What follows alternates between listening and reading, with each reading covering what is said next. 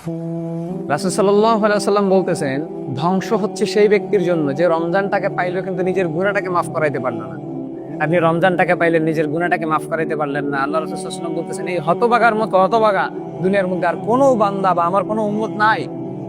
কারণ এত পূর্ণ একটা ফজিলতপূর্ণ একটা রমজানুল মুবারকের মধ্যে আপনি যদি নিজের গুনাহটাকে মাফ করাইতে না পারেন, আপনি যদি আপনার যতগুলো যা কিছু প্রয়োজন, আপনার রিজিকের প্রয়োজন, আপনার কিসের প্রয়োজন, এগুলো যদি রবের সামনে পেশ করে যদি এগুলো কবুল করাইতে না পারেন, তো আপনার চেয়ে হতভাগা দুনিয়ার মধ্যে আর কেউ নেই। এই জন্য রাসূল সাল্লাল্লাহু আলাইহি ওয়াসাল্লাম বলছেন, তোমার ধ্বংস, কারণ তুমি রমজান পেয়েও রমজানটাকে কাজে লাগাইতে পারলেন না। আজকে আপনি অনেক মানুষ দেখবেন রমজানের মধ্যে রোজা রাখে না। কেন ভাই?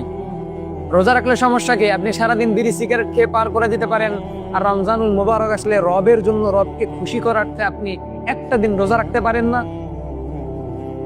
আজকে অনেক মানুষ দেখবেন আপনি রোজা রাখে না, অনেক মানুষ দেখবেন সাহারি খায় না, অনেক মানুষ ইফতার করে না, অনেক মানুষ নামাজের মধ্যে যায় না। রমজানুল মুবারক যেখানে সমস্ত মানুষ নামাজের মধ্যে যায়, কিছু হতভাগা, কিছু ধ্বংসকারী, রাসূল সাল্লাল্লাহু আলাইহি ওয়াসাল্লামের কথায় কিছু ধ্বংসকারী লোক দেখবেন যারা হচ্ছে নামাজের মধ্যে যায় না, ফজর পড়ে না, যোহর নাই, আসর নাই, মাগরিব নাই, এশা নাই। তারা আবার বলে যে আমি মিথ্যা কথা বলি না, কিয়ামতের দিন আল্লাহ আমাকে মাফ করে জান্নাত দিবে। কিভাবে তোমাকে জান্নাত দিবে? যে তুমি রমজানুল মুবারক আল্লাহ পাক রব্বুল আলামিনকে খুশি করার জন্য রমজানের একটি রোজা তুমি রাখতে পারলা না।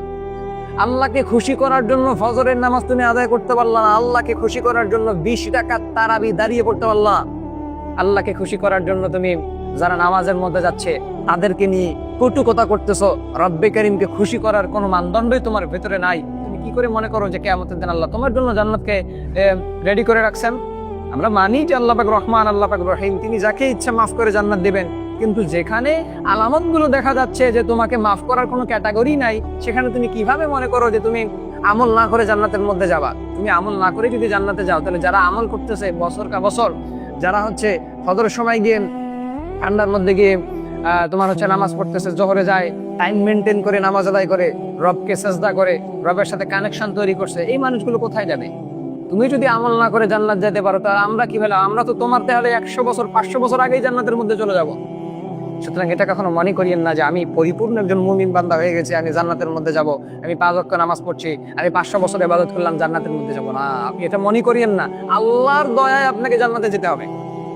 তো জন্য আপনি যেই খারাপ কাজটাই করেন না কেন, রমজানুল মুবারক রাসূল সাল্লাল্লাহু আলাইহি ওয়াসাল্লামের এই দোয়ার মধ্যে আপনি শামিল হয়েন না। কারণ এই দোয়া রাসূল সাল্লাল্লাহু আলাইহি ওয়াসাল্লাম ধ্বংসের জন্য করছেন। যে ধ্বংস সেই ব্যক্তির জন্য যে রমজান পাইলো, নিজের গুনাহকে ক্ষমা করতে পারলো না, যে রমজান পাইলো নিজেকে পরিবর্তন করতে পারলো না, আল্লাহর দিকে ফেরাতে পারলো না, এই সমস্ত মানুষের জন্য ধ্বংস।